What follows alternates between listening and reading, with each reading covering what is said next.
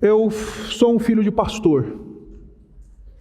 E a fama de filho de pastor, especialmente no meio batista, não sei como é que é nas outras tradições, mas no meio do batista se diz que filhos de pastores são tranqueiras. Depois que me tornei pai, eu tenho orado incessantemente pela minha filha. É verdade, alguns filhos de pastores fazem jus a essa fama. E durante algum tempo da minha adolescência eu fiz jus a essa fama.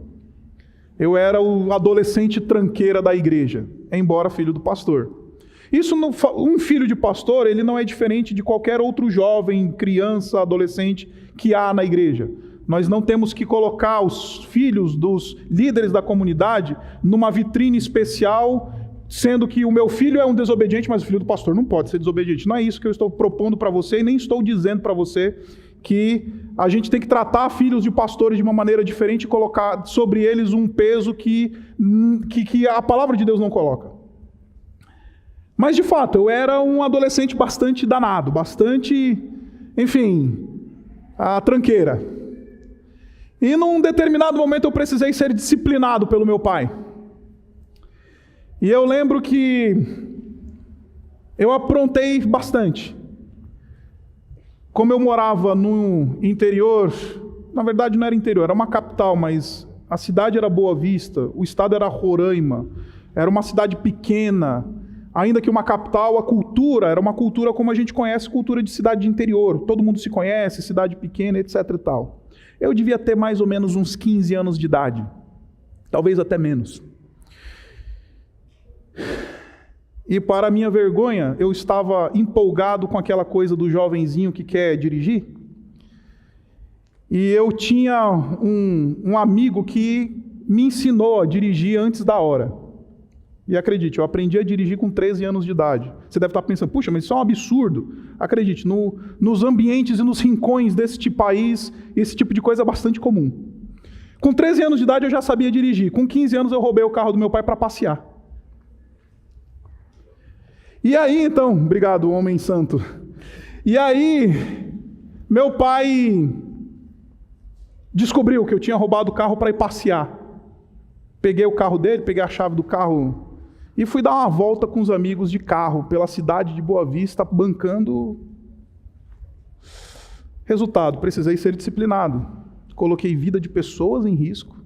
Fiz algo que era absolutamente ilegítimo em todos os termos. E lembro que tentei barganhar com meu pai a disciplina. Eu falei, pai, não me disciplina não. A resposta do meu pai, ela foi cabal. E ela ecoa no meu coração até hoje, especialmente agora que sou pai. Quando ele disse para mim, se não disciplinar você, eu não estarei amando você. E se não disciplinar você, serei desobediente como você. Desde que eu ouvi essa frase da boca do meu pai, no momento que estava sendo disciplinado, eu comecei a aprofundar o meu conhecimento ou o meu entendimento sobre o que é a disciplina bíblica. O que a palavra de Deus fala sobre disciplina.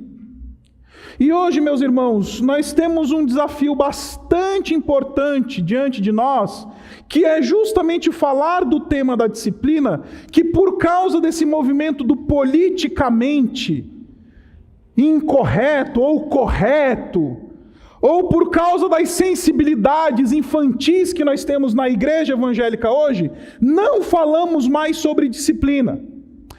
Aí você deve estar pensando, peraí, pastor, nós estamos numa série.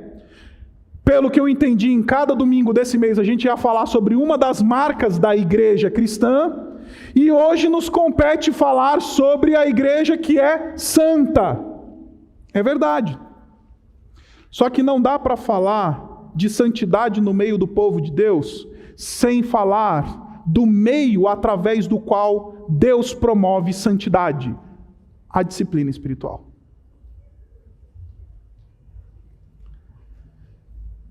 A igreja do Senhor Jesus Cristo, vimos na semana passada, ela é una. Ela é uma comunidade unida, que foi unida posicionalmente pela obra do Espírito Santo e tem uma vocação para viver unidade. Tem uma convocação dada por Deus para que esta unidade, ela seja vivida na prática, não só uma teoria, não só uma doutrina, não só algo que a gente afirma teologicamente ou nos nossos corpos doutrinários, mas algo a ser vivido de maneira prática, a ser exibido no seio da igreja do Senhor Jesus Cristo, na maneira como nós nos relacionamos. Igreja una. A segunda marca verdadeira da igreja do Senhor Jesus Cristo é que a igreja, ela é uma unidade santa. A igreja do Senhor Jesus Cristo, ela é uma unidade santa. Vou repetir a terceira vez, porque isso daqui é importante. A igreja do Senhor Jesus Cristo, ela é uma unidade santa. Agora, para que a gente possa entender isso que eu acabei de falar, a gente precisa entender o que é esse conceito de santidade. Porque normalmente a gente pensa em conceitos em termos de santidade de maneira bastante superficial, por causa da nossa falta de instrução bíblica que há no mundo evangélico. E para que a gente possa entender biblicamente santidade, a gente precisa entender duas coisas. Primeiro, que santidade é uma posição. Abra comigo aí em 1 Coríntios, volta algumas páginas de onde você está, vá para 1 Coríntios capítulo 1, versículo 2. 1 Coríntios capítulo 1, versículo 2.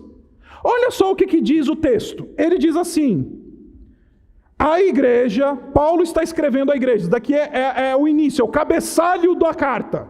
E ele está dizendo, a igreja de Deus que está em Corinto. Aí ele vai qualificar a igreja de Deus que está em Corinto. Ele vai dizer, aos santificados em Cristo Jesus e chamados para serem santos. Aí você vai pensar, ou é santificado ou é chamado para ser santo, não é? É porque o apóstolo Paulo está explicando para a gente com poucas palavras o que é santidade.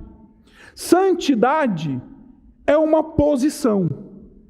É uma posição na qual o cristão é colocado no momento da sua conversão. Ele é santificado em Cristo Jesus. No dia que eu e você confessamos os nossos pecados e reconhecemos que há um só Salvador, há um só Senhor, um só mediador entre Deus e os homens, colocamos a nossa vida à mercê deste Senhor e falamos, eu entrego a minha vida a Ti, Senhor Jesus. Neste momento eu sou unido a Cristo. Neste momento acontece aquilo que a teologia cristã chama de união com Cristo. E o primeiro benefício da união com Cristo é que nós recebemos uma nova posição. Santo. Não no sentido de alguém que é perfeito ou alguém que é limpinho, mas no sentido de que alguém que foi separado. Eu fui colocado numa posição de santidade. Eu estou separado para Deus. Eu fui colocado numa condição de santo diante de Deus. Então, quando Deus olha para mim e para você, uma vez que nós já entregamos a nossa vida ao Senhor Jesus, Deus olha para mim e para você como santo. E meus irmãos, o apóstolo Paulo, ele está falando disso da igreja de Corinto. Eu vou dar um breve resumo para você o que era a igreja de Corinto. Tinha crente lá, como a gente acabou de ver no texto que acabamos de ler, pegando a mulher do pai. Tinha crente se embebedando no momento da ceia. Tinha crente processando crente. Tinha maledicência dentro da igreja. A igreja de Corinto era uma bagunça. A igreja de Corinto era uma verdadeira bagunça. Para você ter uma ideia, a fama dos coríntios, ela era a pior ali naquele mundo grego. Os filósofos, os poetas da antiguidade, eles cunharam um verbinho que, se a gente fosse traduzir literalmente, é um verbinho que diz assim, fazer-se como um coríntio. E fazer-se como um coríntio, no mundo grego, significava fornicação, adultério. Fazer-se como um coríntio significava roubar. Fazer-se como um coríntio significava cometer crimes. Fazer-se como um coríntio significava enganar as pessoas. Fazer-se como um coríntio, essa era a fama da cidade de Corinto. E a igreja de Corinto não era muito diferente, não.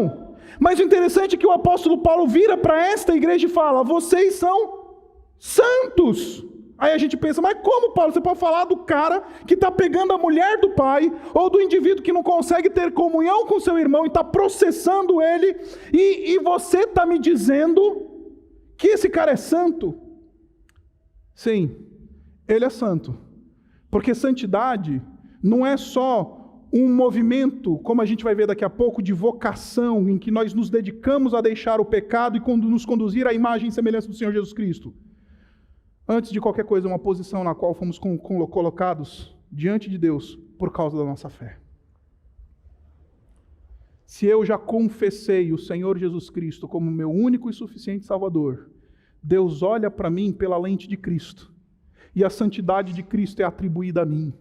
E aí o apóstolo Paulo pode chamar o crente carnal de santo, o crente meia boca de santo. Vocês são aqueles que foram santificados em Cristo Jesus. Esse é o primeiro aspecto da vida de santidade. É uma posição. Mas não é só uma posição. É também uma vocação, porque o texto continua dizendo: chamados para serem santos. Então a ideia é muito simples. A ideia é muito simples. Eu tenho uma posição. Eu ganhei uma identificação em Cristo como santo. Já que ganhei essa posição e esta identificação, essa nova identidade em Cristo Jesus, o que me compete então agora é buscar viver de acordo com esta identificação que recebi. É buscar agora esta santidade que me foi atribuída. É agora viver de uma maneira, buscando santidade, sendo alguém que vai atender a este chamado para ser santo. Aí implica a questão da pureza moral, implica a questão de vida devocional levada a sério, implica a questão de integridade, implica essa questão toda que a gente está muito acostumado a ouvir na igreja evangélica brasileira hoje.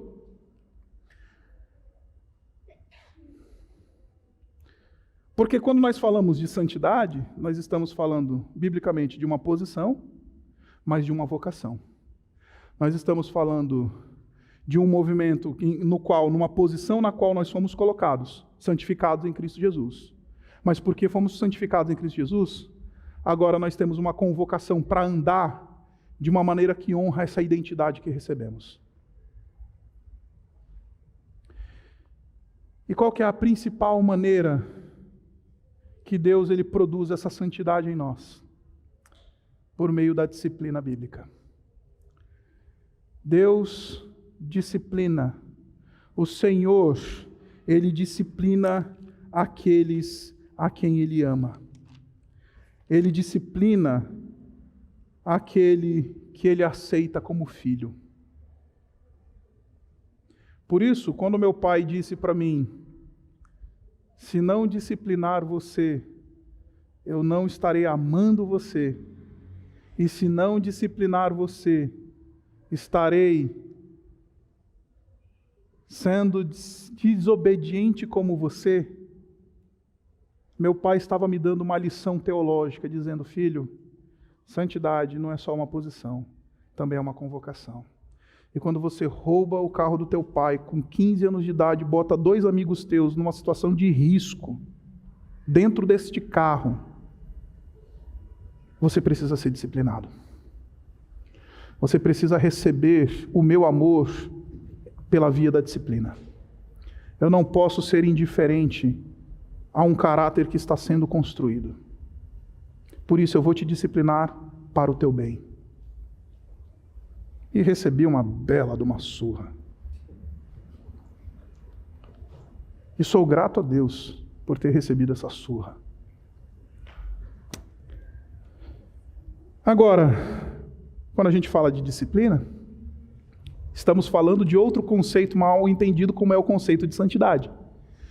Porque hoje em dia, a gente fala de disciplina, a gente fala de algo que é muito mal visto por esses crentes flor de lis aí.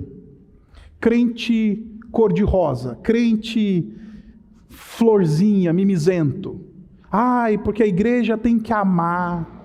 Ai, porque a igreja não pode disciplinar e não pode mais chamar o adúltero de adúltero, não pode mais chamar o pecador de pecador, não pode chamar o adolescente de tranqueira, não pode mais fazer isso porque isso daí ofende pastor. Não fale isso do púlpito. Não fale mais que homossexualidade é um pecado que ofende ao Senhor. É pecado, gente. Adultério é pecado, gente. Roubar o carro do pai com 15 anos de idade é pecado, ofende ao Senhor. Sexo fora do casamento, que hoje é Coca-Cola com gelo e limão, é pecado e ofende ao Senhor.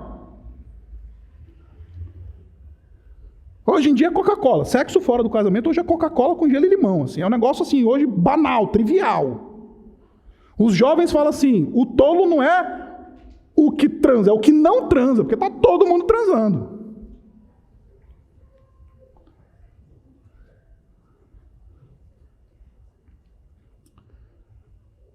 Aí nesses momentos Deus precisa intervir. Deus precisa chamar o filho e falar, porque eu te amo, eu vou te disciplinar. E existem 2 textos bíblicos que falam sobre a disciplina dentro da igreja, para aqueles que se dizem cristãos. Então, tudo que eu vou pregar aqui agora, a partir de agora, você que nunca teve um encontro com o Senhor Jesus Cristo, você pode simplesmente deletar. Hoje o sermão é para crente. O sermão é para crente. É para você que se diz alguém que já confessou o Senhor Jesus Cristo como teu único e suficiente Salvador. Aí, a partir de agora, tudo que eu estou falando é para aqueles que se dizem cristãos e que se dizem professar a fé cristã. Primeiro texto que fala sobre a disciplina bíblica. Abra em Mateus capítulo 18. Nós temos o chamado processo disciplinar eclesiástico nesse texto. Mateus capítulo 18, a partir do versículo 15. Mateus capítulo 18, a partir do versículo 15. Olha só que interessante o texto. O próprio Senhor Jesus Cristo está dizendo como é que a gente deve lidar com a disciplina. A disciplina é a seguinte: se o teu irmão, estou lendo o versículo 15, se o teu irmão pecar contra você, está vendo? É algo entre irmãos, entre crentes. Se o teu irmão, o Senhor Jesus Cristo não está falando do pagão vizinho, não está falando do cara que bateu no teu retrovisor no trânsito, ele não está falando do Zé lá do não sei da onde do teu trabalho, ele está falando de um litígio entre irmãos. Se o teu irmão pecar contra você, vá e a sós com ele, mostre-lhe o erro. Esse é o primeiro passo disciplinar. E ele acontece, ou pelo menos deveria acontecer, a todo momento. Disciplina dentro da igreja tem que estar acontecendo 24 horas por dia. Esse é o primeiro passo. Porque se o teu irmão pecou contra você, vai lá e confronta ele, camarada. Chama na sala fechada e fala, irmão, deixa eu te falar, você fez isso. E até onde nós entendemos a fé que ambos professamos, ela diz que o que você fez, ela é pecado. Eu vim aqui te confrontar, irmão. Você está errado. Eu vim aqui te chamar ao arrependimento, porque você é meu irmão. Eu quero andar em comunhão contigo. Nós não temos essa vocação para ser uma igreja unida? Então para a gente poder andar unido um com o outro, eu preciso te confrontar nesse teu pecado. Eu preciso te chamar à repreensão. Eu preciso te lembrar que essa tua prática, esta determinada ação que ela está sendo demonstrada no teu caráter e nas tuas ações, ela é algo que compromete a nossa unidade. Você não precisa pedir licença do pastor para fazer isso. Você não precisa pedir licença do líder da célula para fazer isso, do líder do pequeno grupo. Você não precisa pedir licença para ninguém. Se você é crente, o outro é crente, vai lá, tu e ele só. E isso devia estar acontecendo na igreja toda hora, mas não sei se você já percebeu. O pessoal gosta de terceirizar isso daqui porque tem medinho. Porque esse tipo de confrontação só acontece entre gente muito madura. Pela via de quem faz e pela via de quem recebe a confrontação. Só que como eu e você gostamos de uma mediocridade espiritual, a gente prefere terceirizar e faz uma fofoca, porque é fofoca, e chama o irmão e fala assim, ô irmão, você viu o que ele fez?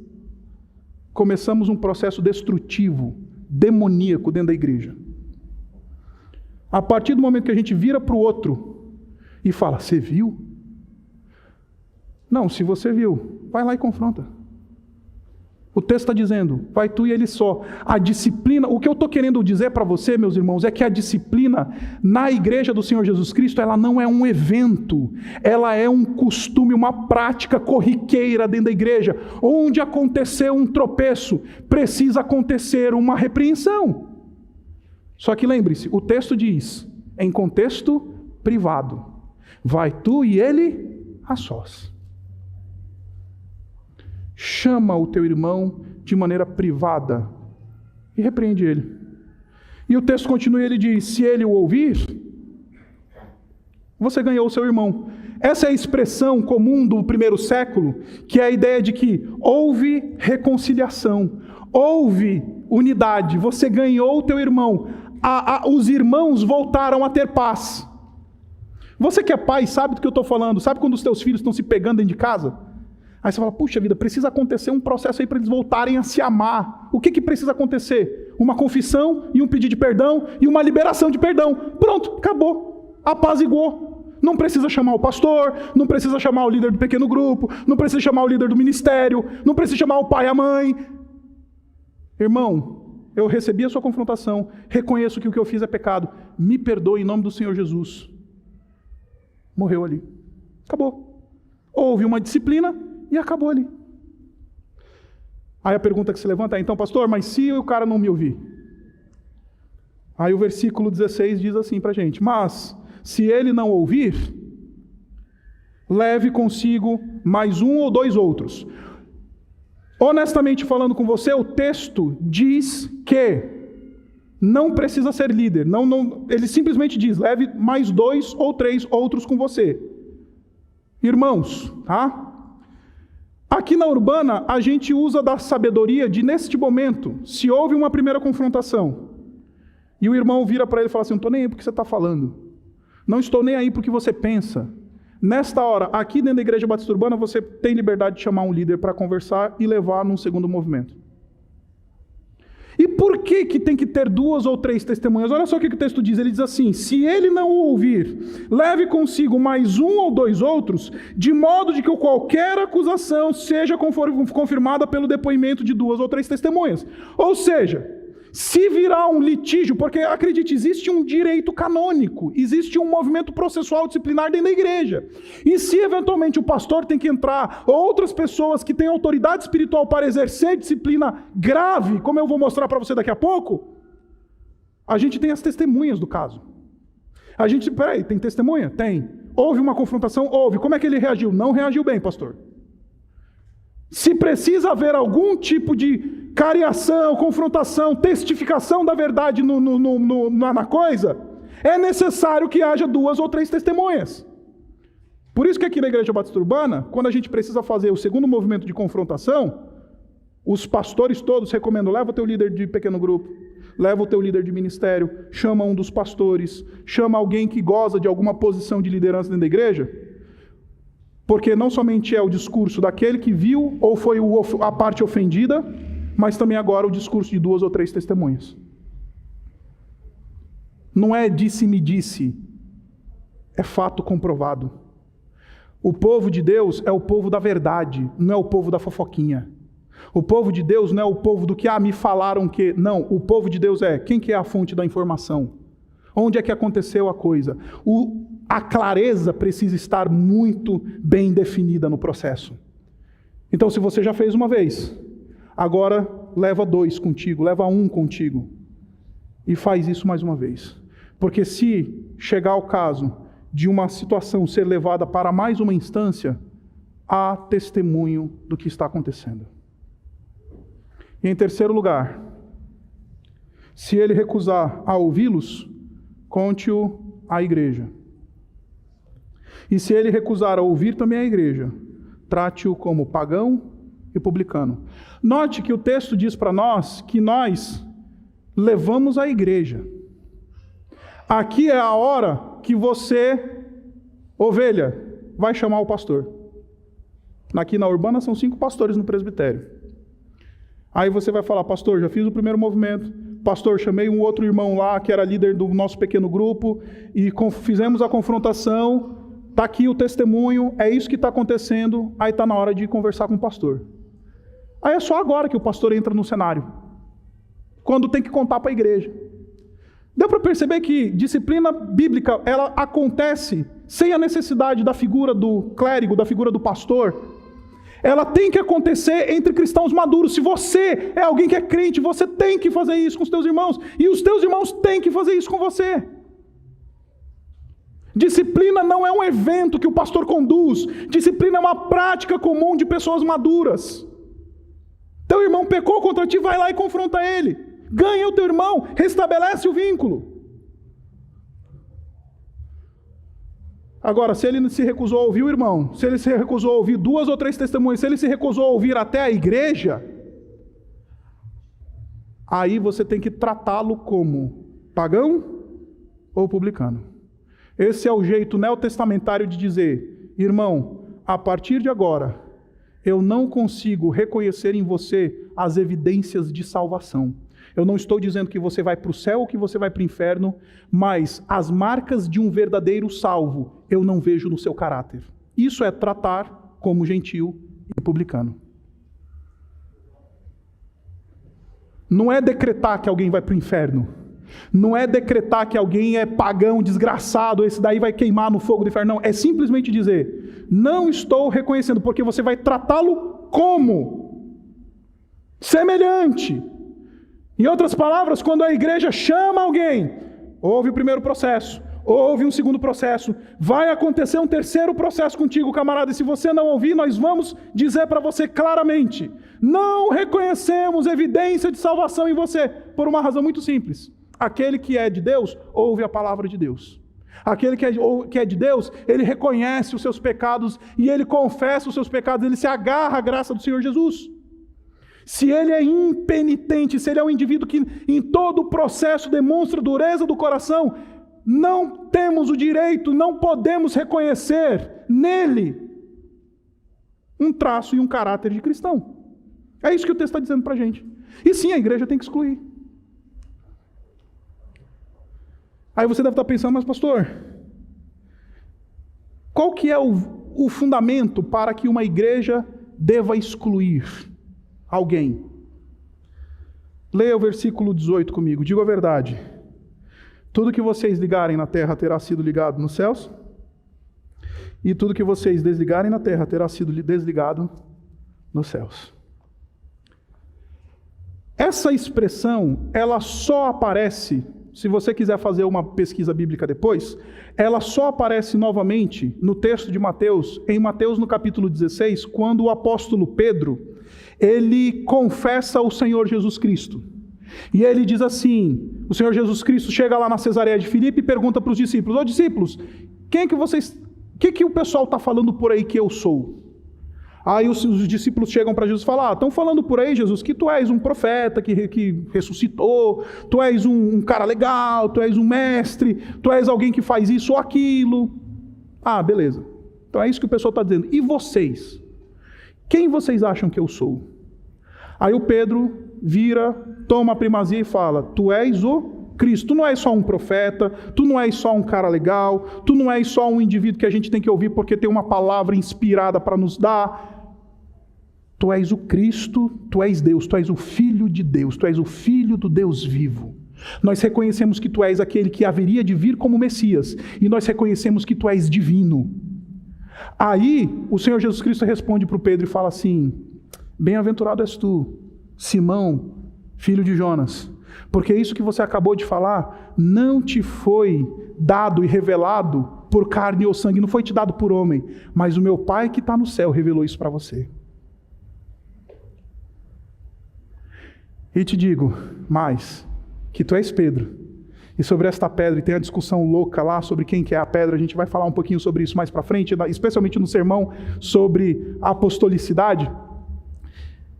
E tu és pedra, e sobre esta pedra edificarei a minha igreja, e as portas do inferno não prevalecerão contra ela. E digo mais, Pedrão, tudo aquilo que você ligar no céu, ligar na terra, terá sido ligado no céu, e tudo que você desligar na terra terá sido desligado no céu.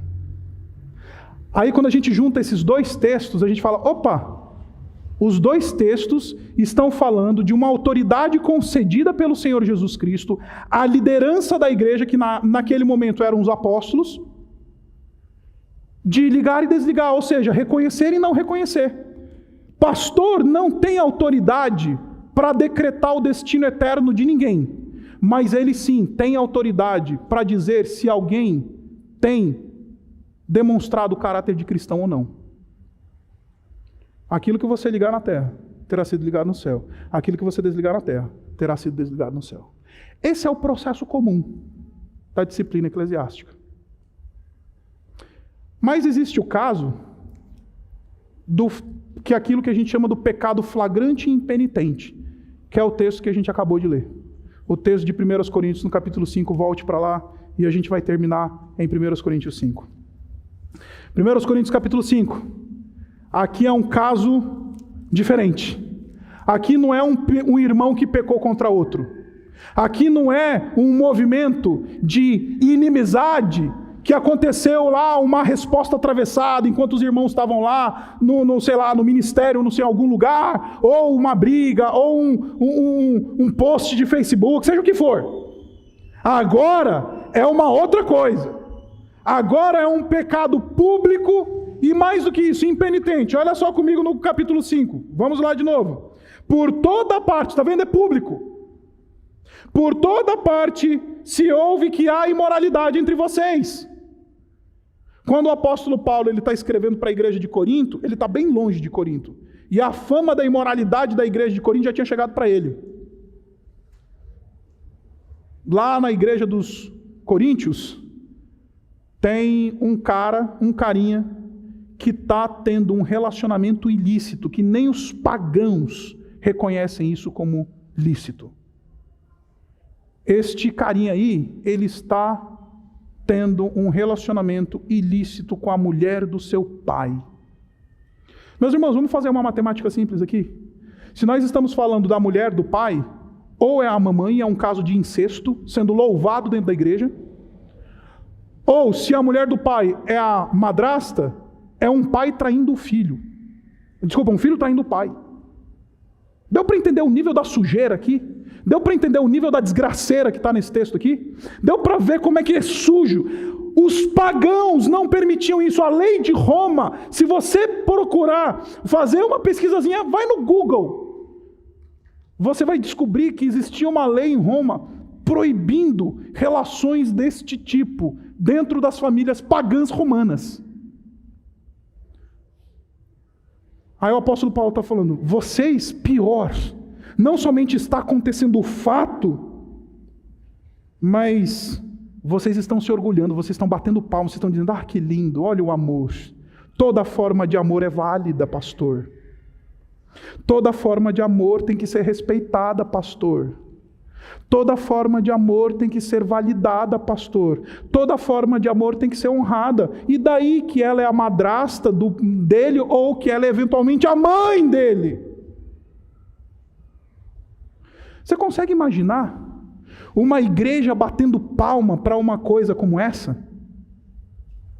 Você consegue perceber o nível de perversão que está acontecendo dentro dessa igreja?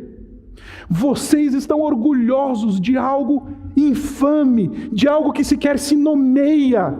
Vocês estão batendo palma como igreja. Como pode o povo de Deus chegar no ponto de bater palma e dizer, ah, eu não vou nessa igreja porque lá eles não aceitam o amor homossexual? Não aceitamos mesmo.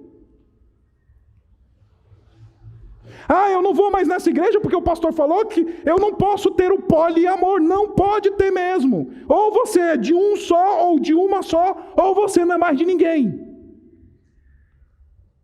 Casamento é monogamia. Casamento é pacto. Casamento é uma relação de homem e mulher, debaixo do Senhor, do temor do Senhor, decidindo viver para sempre. Isso é casamento. Embora a sociedade esteja querendo reconfigurar tudo que é casamento, deixa eu dizer para você, nós ainda cristãos, ficamos com a Escritura.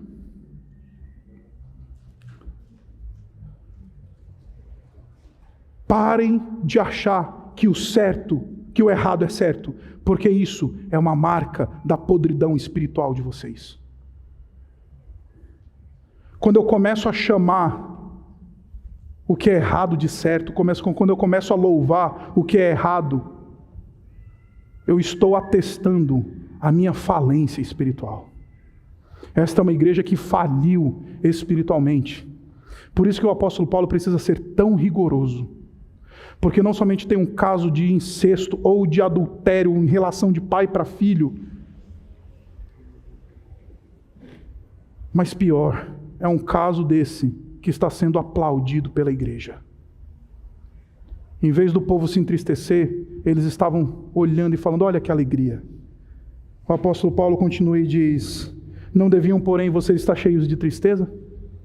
Vocês não deveriam estar cheios de quebrantamento?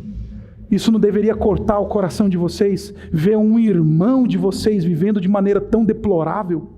Se vocês dizem que vocês são irmãos e membros uns dos outros, como uma condição como essa não corta o coração de vocês, não entristece o coração de vocês, não mexe com o coração de vocês? Como isso pode? Que nível de insensibilidade espiritual é essa?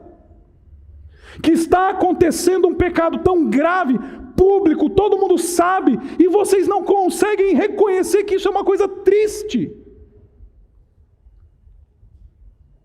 Não é assim, quando o nosso irmão de sangue ou irmã de sangue, ele se mete numa roubada, a gente não se entristece por ele?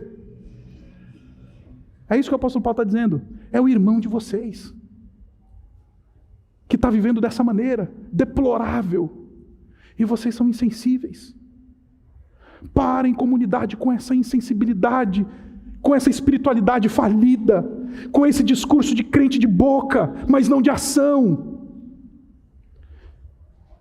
E deixe-me dizer uma coisa para vocês, um negócio muito interessante.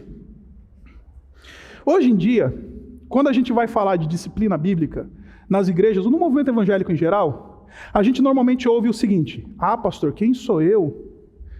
Alguém veste o manto da humildade e fala assim: ah, pastor, quem sou eu para condenar o meu irmão?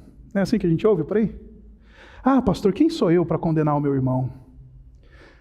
O manto da humildade, do quebrantamento, é a nossa desculpa para passar o pano no pecado dos outros por aí. No texto que a gente acabou de ler, o apóstolo Paulo está dizendo justamente o contrário. Se vocês quebrantassem, fossem humildes, se vocês tivessem o coração contrito de fato, sabe o que vocês iam fazer? Vocês iam disciplinar essa pessoa. É justamente o oposto que nós encontramos nesse texto. A gente diz: é por causa da humildade, porque eu também sei que eu sou passível de falhas. Todos somos, meus irmãos, todos somos passíveis de falha, de erro. Este que vos fala, este sermão me faz abrir a boca tremendo o queixo aqui. Somos todos. Mas a gente veste o manto da humildade e diz assim: não, quem sou eu para disciplinar o irmão ali, para confrontar o irmão ali? Aí a gente passa o pano. O texto está dizendo para a gente que se a gente fosse humilde de verdade e fosse quebrantado de verdade, o nosso movimento seria um movimento de dor, mas seria um movimento de tratamento do pecado. Aí ele iria dizer: vocês não deveriam estar cheios de tristeza e expulsar da comunidade aquele que fez isso?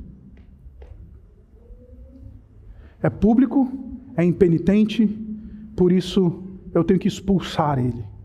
Justamente porque eu sou humilde e me quebro diante de uma situação como essa. Porque disciplina bíblica, ela não é arrogância, gente. Disciplina bíblica não é um movimento de um arrogante sobre um humilhado quebrantado. É um movimento de um humilhado triste diante de um humilhado pecador.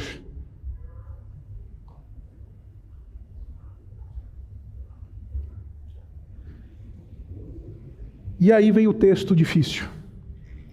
Versículos 4 e 5. E com isso eu termino.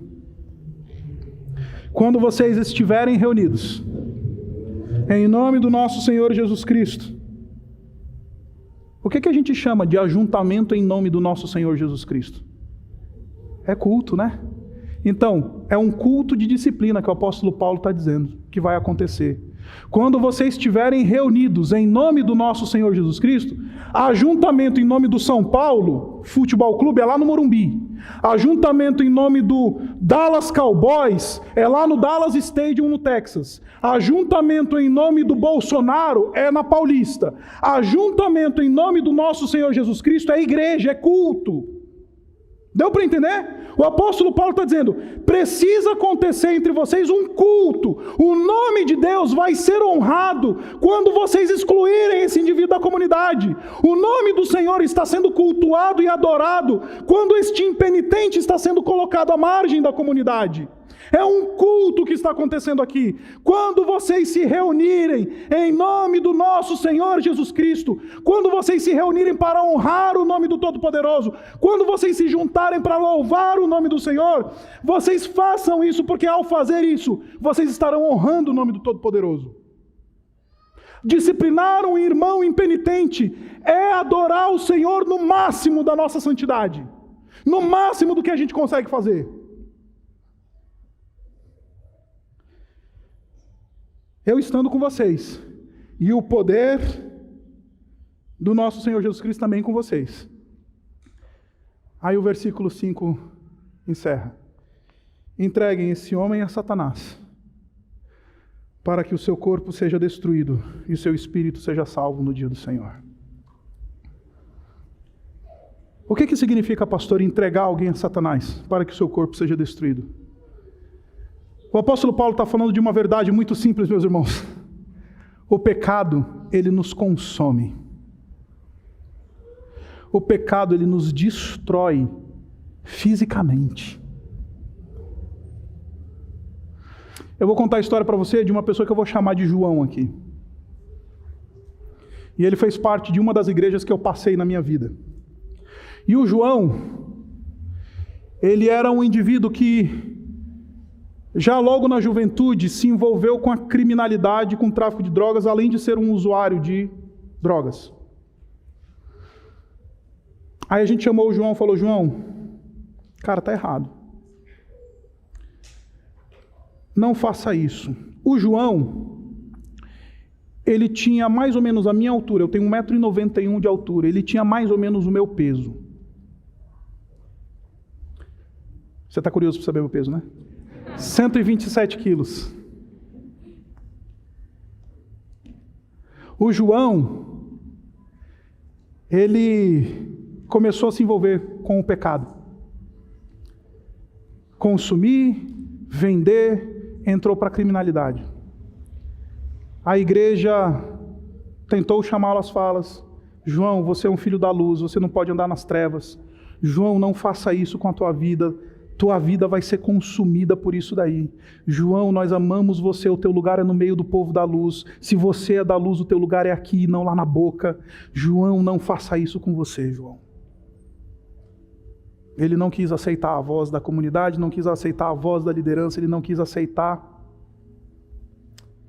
4 anos mais tarde, eu fui para o seminário, 4 anos mais tarde eu voltei, eu reencontrei o João. O João não pesava sequer 60 quilos. O João era uma outra pessoa, literalmente carcomida pelo seu pecado. Literalmente carcomida. A tua vida sexual dissoluta vai te carcomer. Tu pensa que não, AIDS está aí. Tu pensa que não, DST está aí. O teu vício em álcool vai consumir o teu fígado. O teu pecado vai consumir a tua carne. É isso que o texto está dizendo. Então, entreguem. Porque uma maneira de Deus julgar o impenitente, sabe como é que é? É isso que você quer? É isso que você vai ter.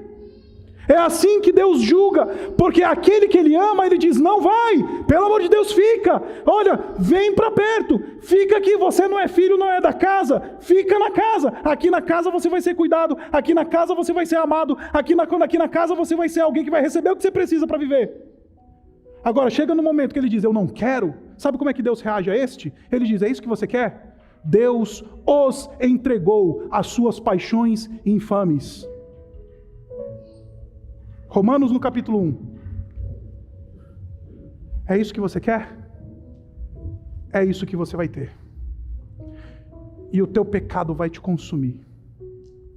E aí você deve estar pensando, mas como assim? Para que o seu espírito seja salvo no Senhor. Ou seja, o apóstolo Paulo está dizendo então que a gente entrega o cara para a vidona dele, ele passa a vida inteira sendo carcomido pelo pecado, desfrutando do pecado, vivendo uma vida dissoluta, ele morre e vai para o céu. Não, não é isso. O texto está dizendo é que a última alternativa é que este indivíduo, uma vez se percebendo como alguém que está sendo comido por Satanás e pelo seu pecado, ele cai em si. Esse é o movimento. Uma vez que ele perceba que ele está sem qualquer proteção da casa, uma vez que ele perceba que ele está sendo consumido pelos seus vícios e pela sua vida dissoluta, aí ele perceba que ele precisa voltar para casa. E é justamente isso que a gente vê na parábola do filho pródigo, né? O filho pródigo foi. É isso que você quer, meu filho? Vai. O pai está disciplinando o filho ali.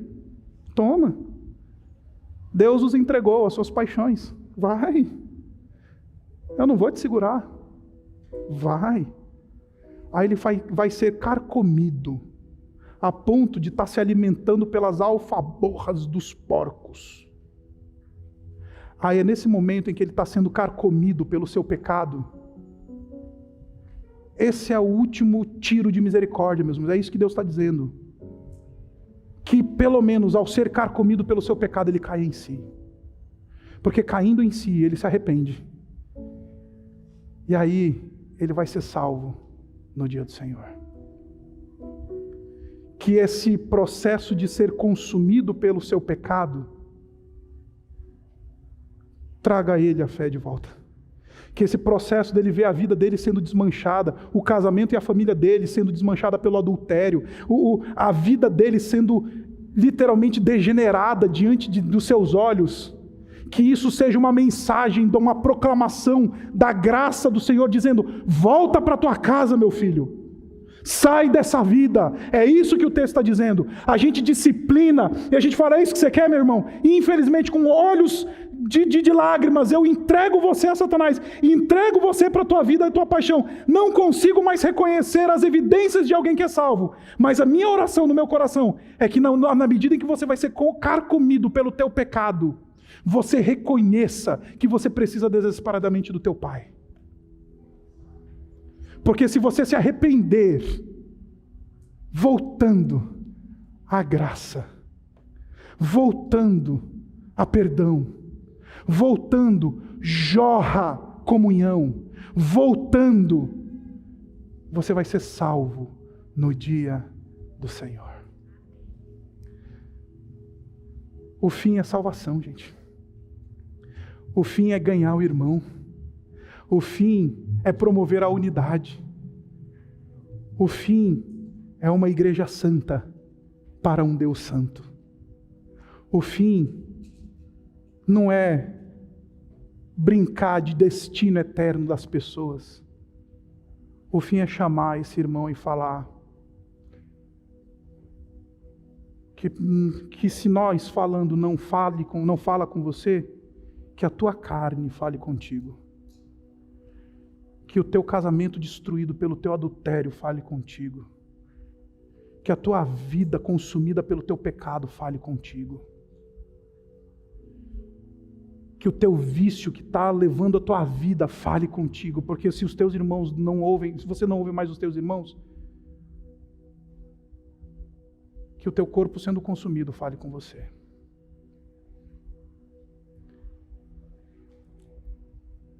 Aí você deve estar pensando: pastor, que palavra dura, né? Eu passei a semana inteira angustiado para pregar isso para você.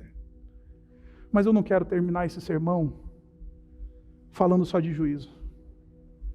Eu quero terminar esse sermão falando daquele que se permitiu ter o corpo consumido pelo meu e o seu pecado. Tem aquele que é consumido pelo seu próprio pecado. Jesus, na cruz, ele se permitiu ser consumido pelo meu pecado, pelo seu pecado, pelo meu vício, pelo seu vício, pela minha maledicência, pela sua maledicência, pelo meu adultério, pelo seu adultério, pelos nossos pecados. Jesus, ele falou: consome o meu corpo, porque vocês vão encontrar, na medida que eu sou consumido no meu corpo, pelo pecado deles, eles não precisam mais disso, eles não precisam mais ser entregues a Satanás, eles não precisam mais dessas coisas. Jesus, porque ele nos ama tanto, ele falou: eu não quero que eles sejam consumidos pelos seus pecados, eu não quero que eles sejam afastados da comunidade, eu os amo, então consome o meu corpo, come de mim, consome a minha carne, leva o meu sangue, para que as minhas ovelhas não precisem passar por isso. Meus irmãos, a gente disciplina com lágrimas nos olhos, a gente disciplina não com alegria, mas a gente disciplina porque Deus manda a gente disciplinar. Deus manda a gente falar: se você não me ouve, que tua carne fale contigo. Se você não me ouve, que a destruição das tuas decisões fale contigo. Se você não ouve o Evangelho, que o consumir da tua vida fale contigo.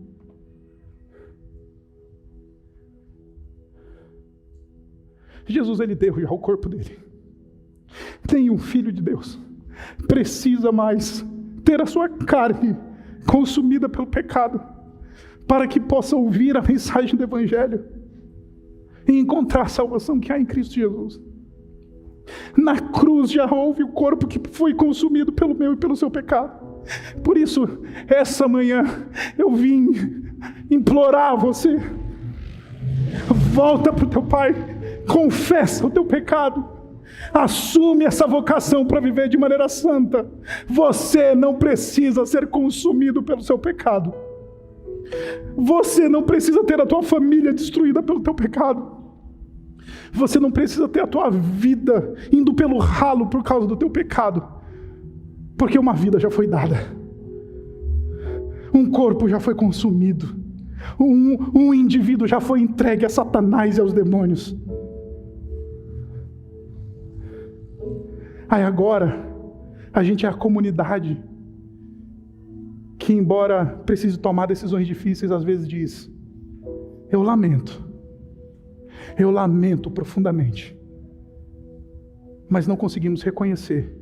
Se você não consegue dizer: eu estou errado, me perdoem, o meu pecado, ele ofende o Deus Santo. Já houve um corpo consumido, o seu não precisa ser mais. Abaixe sua cabeça, vamos orar. Obrigado, Pai, pela tua palavra. Obrigado, Pai, pelo teu amor. Obrigado, Pai, porque é tanto amor, é tanta graça, ainda que doa muitas vezes o exercício da disciplina espiritual, ainda que doa o processo de chamar os nossos irmãos às falas, ainda que seja difícil. Senhor, não permita que nenhum dos teus precise passar por isso. Essa manhã nos convence,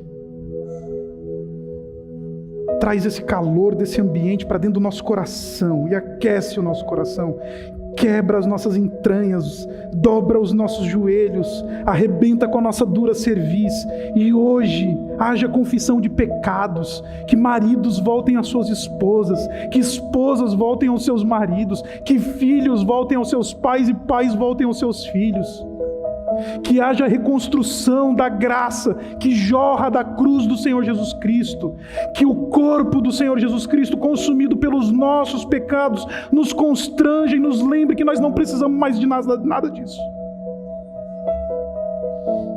E que essa manhã saiamos daqui cheios de Ti, renovados, transformados, agraciados, e com um senso muito claro da nossa responsabilidade de viver uma unidade santa uns com os outros, de viver em santidade diante de Ti, de levar a sério, ainda que de maneira imperfeita, ainda que tropeçando aqui e ali, mas confessando os nossos pecados, reconhecendo as nossas falhas, e indo à graça e ao trono da graça para perdão cada vez que a gente falha, porque sabemos que lá a gente encontra perdão e reconciliação. Nos abençoa, Pai, essa manhã, com a Tua palavra e com o Teu Espírito. Nós oramos no nome dEle. Amém.